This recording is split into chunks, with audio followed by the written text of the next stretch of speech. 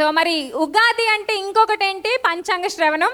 మరి వినేద్దామా ఈరోజు ఈ ఏడాది ఎవరికి ఎలా ఉండబోతుందో, ఆ లక్కీ పీపుల్, లక్కీ రాసులు ఎవరో, కొంతమంది అన్లక్కీ రాసులు అలాంటి వాళ్ళు ఎవరో విందాము. So let's invite Yadadri Srinivas Sharma garu on stage.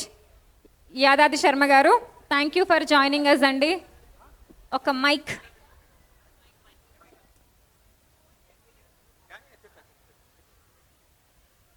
పది నిమిషాల్లో మీరు ఉప్మా చేస్తారో లేదో తెలియదు, కానీ 10 నిమిషాల్లో మా శ్రీనివాస్ శర్మ గారు మన రాతలు ఈ ఏడాది ఎలా ఉండబోతున్నాయో చెప్పబోతున్నారు. So get ready.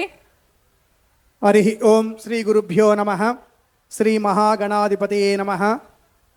అందరు కూడాను కాస్త నిశ్శబ్దంగా ఉండండి. సంక్షిప్త పంచాంగ శ్రవణం చేసుకుందాం. ఈరోజు సదాశివ సమారంభాం వ్యాసశంకర మధ్యమాం అస్మదాచార్య పర్యంతాం వందే గురు పరంపరాం. వక్రతుండ మహాకాయ సూర్యకోటి సమప్రభ నిర్విఘ్నం కురు మే దేవ సర్వకార్యేషు సర్వదా. కళ్యాణాద్భుతగాత్రాయ కామితార్థప్రదాయనే శ్రీమద్వెంకటనాథాయ శ్రీనివాసాయ తే నమః. గోవిందం వందే యతీంద్రియం విజితేంద్రియం జీవత్వేన సమాధౌతు సంశిష్టయా యోగనిష్టయా. మనకు వర్షమంతా కూడాను, అనగా సంవత్సరం అంతా కూడాను ఎన్నో పండుగలు వస్తుంటాయి. అన్ని పండగలకు ఏదో ఒక దేవతా స్వరూపం ఉంటుంది. కానీ ఒక్క ఉగాదికి ప్రత్యక్షంగా ఒక దేవతా స్వరూపం అంటూ ఉండదు. ఉగాది అంటేనే ప్రారంభం అని అర్థం. మరి దీనికి దేవతా స్వరూపం అంటే కాలమే దేవతా స్వరూపం. పొద్దున్న లేస్తూనే మనం ఎవరికి మాట్లాడినా కూడాను బాగున్నారా అని అడుగుతాం. బాగున్నారు అంటారు, లేదంటే నా టైం బాగలేదు అంటారు. ఆ టైం బాగా ఉండాలి అంటే మనము తెలుసుకోవలసినటువంటిది, రోజు కూడాను వినవలసినటువంటిదే ఆ కాలదేవత ప్రామాణికమైనటువంటి పంచాంగం. ఆ పంచాంగం అంటేనే 5 భాగాలుగా తిదివార నక్షత్ర యోగకరణాలను పంచాంగం అంటారు. కాల గమనాన్ని తెలిపేదే పంచాంగం. మరి అటువంటి పంచాంగంలో మనకు ఈ సంవత్సరం పేరు పరాభవ నామ సంవత్సరం. పరాభవం అంటే అపజయమని, ఓటమని, ఇటువంటి అర్థాలు వస్తూ ఉంటాయి. సాధారణ పరిభాషలో ఆ విధంగా అనుకోవచ్చు. కానీ మనం ఈ దైవికమైనటువంటి శాస్త్రోక్తమైనటువంటి పరిమాణం తీసుకున్నప్పుడు ప్రామాణికంగా ఓటమి తర్వాత నువ్వు ఏం చేయవలేనో దాన్ని కూడాను పరాభవ అంటారు. తదనంతరం ఓటమి తర్వాత మళ్ళా ఏం చేయాలి? తిరిగి ప్రయత్నం చేయాలి, విజయం వైపు ప్రయత్నం చేయాలి. ఆ విజయానికి తొలిమెట్టే పరాభవం అనేటువంటిది. మనిషి పుట్టుతూనే నడవలేడు, మాట్లాడలేడు, ప్రయత్నపూర్వకంగానే జరుగుతుంది. ఆహారం కూడాను గట్టిగా తినలేడు. మొదటి రోజు ఏదో తల్లిపాలు, ఆవు పాలు ఇలా తీసుకుంటూ కొన్ని నెలల తర్వాత ఘనం తీసుకుంటాం. కాబట్టి ప్రయత్నపూర్వకంగా చేసేటువంటిదే పరాభవం. అతీతమైనటువంటి శక్తి, ఆ శక్తికి మూలమైనటువంటి పరమేశ్వరుడు. ఆ పరమేశ్వరుడి అనుగ్రహంతో ఈ పరాభవ నామ సంవత్సరంలో మీరు మీ పిల్లలతో సుఖ సంతోషంగా ఉండాలని కోరుకుంటూ, ఈ పరాభవ నామ సంవత్సరం కలియుగ ప్రారంభం నుంచి 5127వ సంవత్సరం, శంకరాచార్యుల జన్మం నుంచి 2098వ సంవత్సరం, అలాగనే విక్రమార్క శతాబ్ది అంటే 2083వ సంవత్సరం. మరొక గురువుగారు రామానుజాచార్యుల జననం నుంచి 1009వ సంవత్సరం. అటువంటి ఈ పరాభవ నామ సంవత్సరం పాజిటివ్గా తీసుకొని, పరాభవం అనేటువంటి లిటరల్ మీనింగ్ తీసుకోకుండా విజయం కోసం మీరందరూ ప్రయత్నం చేయాలని, దానికి ఆ పార్వతీ పరమేశ్వరులు, మీనాక్షి నర్మదేశ్వర, గోవిందగురు, అలివేలుమంగా సమేత వెంకటేశ్వర స్వామి అనుగ్రహం కలగాలని కోరుకుంటూ, ఈ సంవత్సరంలో మనకు ఫలితాలు ఎలా ఉంటాయో ఒక్కసారి తెలుసుకుందాం. ప్రతి సంవత్సరానికి కూడాను ఒక గ్రహాలు, గ్రహ చలనం అంటే కాలానికి ప్రామాణికమైనటువంటి ఆయా కాలాల్లో జరిగేటువంటి ఆ యొక్క పరిస్థితులకు మూలమైనటువంటి ప్రామాణికమే గ్రహ చలనము, గ్రహ కూటమి. అటువంటి గ్రహాలలో ఒకరైనటువంటి కేతువు ఈ పరాభవ సంవత్సరానికి అధిపతిగా ఉంటారు. కాబట్టి కేతు ఆరాధన, చిత్రగుప్త బ్రహ్మ సమేత కేతు ఆరాధన చేయడము, నవగ్రహ ఆరాధన చేయడం అనేటువంటిది చాలా ముఖ్యం. అలాగనే ఈ సంవత్సరం సాధారణంగా గృహప్రవేశాలు, వివాహాలు ఇటువంటి ముహూర్తాలు చూస్తుంటాం. మూఢమి అని వచ్చినప్పుడు ఇటువంటి ముహూర్తాలకు తావు లేదు. అటువంటి మూఢమి జూలై 15వ తేదీ నుంచి ఆగస్టు 12 వరకు, అనగా ఆషాఢ శుద్ధ విదియ నుంచి ఆషాఢ బహుళ అమావాస్య వరకు గురు మూఢము. అలాగా 19-10 అక్టోబర్ 19 నుంచి ఆశ్వీజ శుద్ధ అష్టమి నుంచి 29-10-11 దినములు బహుళ చతుర్థి వరకు, నవంబర్ 29 వరకు మనకు శుక్ర మూఢమి ఉంటుంది. కాబట్టి ఈ రోజుల్లో ఎటువంటి ముహూర్తాలు మనకు ఉండవన్నమాట. దాని తర్వాత కర్తరి అంటాం. కర్తరి అంటే గృహ ఆరంభాలు, గృహప్రవేశాలు ఇటువంటి సంబంధమైనటువంటి వాటికి ఈ కర్తరి తగదు. అటువంటి సమయం 4/5/26 అనగా మే 4వ తేదీ ప్రారంభమై 11/5/26 నిజకర్తరి. దాని తర్వాత 29/5/26 వరకు ఆ కర్తరి ఉంటుంది. కాబట్టి ఆ కర్తరిలో డొల్లు కర్తరి, నిజకర్తరి, ఈ కర్తరిలో మనకు ఆ ముహూర్తాలు కాస్త ఆటంకం ఉంటుంది.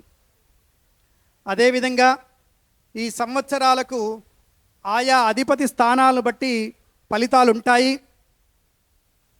మహారాజుగా గురుడు ఉంటారు కాబట్టి విద్యలో ఉండే వాళ్ళకి మంచి అవకాశాలు ఉంటాయి. మంత్రి కుజుడిగా ఉంటాడు. సేనాధిపతి చంద్రుడు కాబట్టి తెల్లటి వస్త్రములు అనగా పత్తి, ఇటువంటి వెన్న, పాలు, నెయ్యి ఇటువంటి తెల్లటి పదార్థంతో వచ్చేటువంటి పదార్థాలు కానీ, ధాన్యములు కానీ, వరి ఇటువంటి వాటికి మిక్కిలి లాభాలు, దిగుబడి బాగా ఉంటుంది. సస్యాధిపతి శుక్రుడు కావున సస్యాధిపతి శుక్రుడు, సేనాధిపతి చంద్రుడు అవడం వల్ల వీరిద్దరు కూడాను ధనధాన్య అభివృద్ధికి దోహదపడతారు. మళ్ళా ధాన్యాధిపతి కూడాను బుధుడే కాబట్టి వ్యవసాయ ఆధారితంగా ఉండే వాళ్లకు ఆశించినంత మేరకు మంచి ఫలితాలే చూస్తారు. వర్ష ప్రభావం కూడాను తగినంత రీతిగా ఉంటుంది.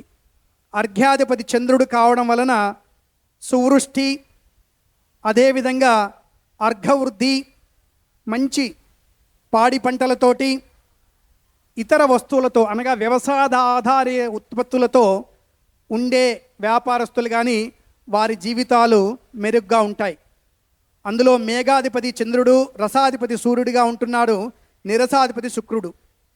అందువలన కొన్ని నూనె ద్రవ్యాలు అనగా వేరుశనగ పప్పుతో కానీ, నువ్వులతో కానీ ఇటువంటి నూనె ద్రవ్యాలు కాస్త అధిక ధరలుగా ఉంటాయి. కాబట్టి మొత్తం మీద వ్యవసాయ ఆధారితంగా ఉండేటువంటి వాళ్లకు కాస్త మంచి ఫలితాలే వాళ్ళు చూడగలుగుతారు. మరి ప్రతి ఒక్కరు కూడాను మా ఆదాయ వ్యయాలు ఎలా ఉంటాయి అని అడుగుతూ ఉంటారు. అటువంటి వారికి సంక్షిప్తంగా ఆదాయ వ్యయాలు చెబుతూ ముఖ్యంగా వినండి. మేషరాశి, వృశ్చికం, ధనుస్సు, మీన ఈ రాసుల వారికి ఫలితాలు మెంటుగా ఉంటాయి. మిగిలిన వారికి కాస్త మిశ్రమంగానే ఉంటుంది. మేషరాశి ఆదాయం 11, వ్యయం 5, రాజపూజ్యం 2, అవమానం 4. వృషభ రాశి వారికి ఆదాయం 5, వ్యయం 14, రాజపూజ్యం 5, అవమానం 4. మిథునం వారికి 8 ఆదాయం 11 వ్యయం 1 రాజ్యపూజ్యం అవమానం 7. కర్కాటక రాశి వారికి ఆదాయం 2 వ్యయం 11 అలాగనే రాజపూజ్యం 4 అవమానం 7. సింహరాశి 5 సమంగా ఆదాయ వ్యయాలు అలాగే రాజపూజ్యం అవమానం సమానంగా 7 ఉన్నాయి. కన్యరాశి వారికి 8 ఆదాయం వ్యయం 11 అలాగనే రాజపూజ్యం 3 సమానంగా ఉన్నది అవమానంతో. తులరాశి వారికి ఆదాయం 5, వ్యయం 14, అదేవిధంగా రాజపూజ్యం 6, అవమానం 3గా ఉన్నది. వృశ్చిక రాశి వారికి ఆదాయం 11, వ్యయం 5, అలాగనే రాజపూజ్యం 2, అవమానం 6. ధనుర్రాశి వారికి ఆదాయం 14, వ్యయం 11, రాజపూజ్యం 5, అవమానం 6.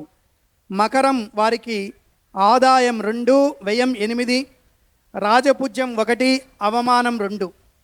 కుంభరాశి వారికి ఆదాయం 2, వ్యయం 8, రాజపూజ్యం 4, అవమానం 2. చివరిగా మీనరాశి వారికి ఆదాయం 14, వ్యయం 11, రాజపూజ్యం 7, అవమానం 2. ఈ ఆదాయ వ్యయాలు ఏదో మనకు వ్యయం ఎక్కువగా ఉంది, ఆదాయం తక్కువగా ఉందంటే అదేదో మనం తప్పుగా చూడవలసిన పని లేదు. పూర్వం తీసిపెట్టినటువంటి సేవింగ్స్లో ఒక ఇల్లు కొనవచ్చును, ఒక యూనివర్సిటీ ఫీజు కట్టవచ్చును, ఇటువంటివి ఉంటాయి తప్పితే దాని గురించి బాధపడవలసినటువంటి పని లేదు. మనం చేయవలసినంతా కూడాను ధర్మంతో కూడినటువంటి భక్తి, దైవభక్తి, మనోబలం, బుద్ధిబలం, దైవబలం, గ్రహబలం. చివరిదైనటువంటి గ్రహబలానికి సంబంధించినటువంటిదే ఈ పంచాంగం అంతా కూడాను. మిగిలిన 3 కూడాను మనస్సు, బుద్ధి సన్మార్గంలో ఉంచుకొని నిత్యము దైవచింతనతో నమశివాయ, నమో నారాయణాయ, శ్రీమాత్రే నమః ఇటువంటి చిన్న చాలా పవర్ఫుల్ అయినటువంటి మంత్రాలతో కాస్త జపం చేసుకుంటూ ఆ శ్రీరాముణ్ణి ఆరాధిస్తూ ధర్మంగా ఉండి దైవబలం మెండుగా ఉన్నటువంటి వారికి ఆ దైవం తోడుంటే అన్ని గ్రహాలు కూడాను ఆ దైవం మాట వింటాయి. కాబట్టి ఆ దైవాన్ని నమ్మండి, ధర్మాన్ని వీడకండి. భక్తితో ఈ పరాభవ నామ సంవత్సరంలో సనాతన ధర్మాన్ని మీ వంతుగా కాపాడుతూ ముందుకు వెళ్ళి హిందూ ధర్మ పరిరక్షణకు అందరూ కృషి చేయాలి, ధర్మ పరిపాలనకు కృషి చేయాలి. ధర్మో రక్షతి రక్షతః. హరి ఓం స్వస్తి. లోకా సమస్త సుఖినో భవంతు. శతమానం భవతి, శతమనంతం భవతి, శతమైశ్వర్యం భవతి, శతాయు పురుష శతేంద్రియ ఆయుష్యేవేంద్రియ ప్రతిష్టతి. ధనం ధాన్యం మహితే శత సంవత్సరం దీర్ఘమాయు. మరొక్కసారి మీ అందరికి కూడాను పరాభవ నవ సంవత్సర శుభాకాంక్షలు తెలుపుకుంటూ హరి ఓం స్వస్తి. శుభం భూయాత్. What ever you do it in right way, do it with confidence, try it until you achieve the success. All the best for this new year Ugadi. Thank you. See you later. Thank you so much Sharma గారు. So Sharma గారికి shawl మరియు moment అందచేయవలసిందిగా Prabhakar కాజా గారిని stage మీదకి రావాల్సింది కోరుకుంటున్నాను. శర్మ గారు లాస్ట్లో అంతా బాగా చెప్పి లాస్ట్లో ఏం కంగారు పడక్కర్లేదు అన్నారు. థ్యాంక్స్ అండి. లేకపోతే అక్కడ నేను వెనకాల బ్యాక్ ఎండ్లో ఏడుస్తున్నాను, నాది అస్సలు బాగాలేదు ఈ ఏడాది, లాభం కంటే ఖర్చే ఎక్కువ కనిపిస్తుంది.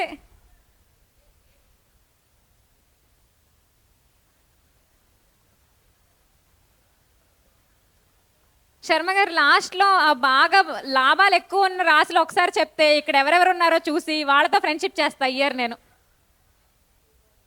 మీ ఉందా అనిత గారు? థ్యాంక్ యూ అండి.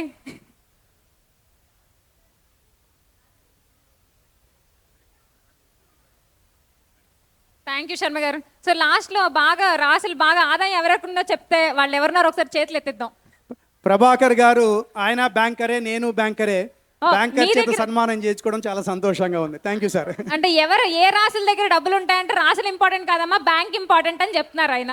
ఓకే అండి, నెక్స్ట్ మన ఇద్దరం బెస్ట్ ఫ్రెండ్స్ అండి, దాన్ని కూడా గుర్తుపెట్టుకుంటూ ఉండండి.